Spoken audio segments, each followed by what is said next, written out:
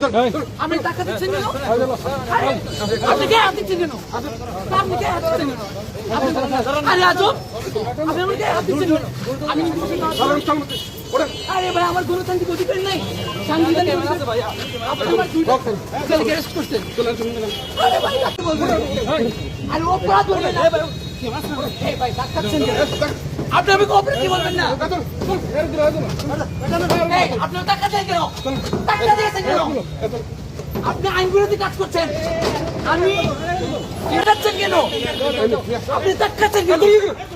আরে আপনি কি আপনি জোর করে নিচ্ছেন নাকি? আপনি লবল কাজ করছেন। আপনি আইনের বিরোধী কাজ করছেন। এটা পুরো করছেন কেন? আরে ভাই আপনি লবল কাজ করছেন। আপনি আজব, আপনি কি আমার টেনেছেন?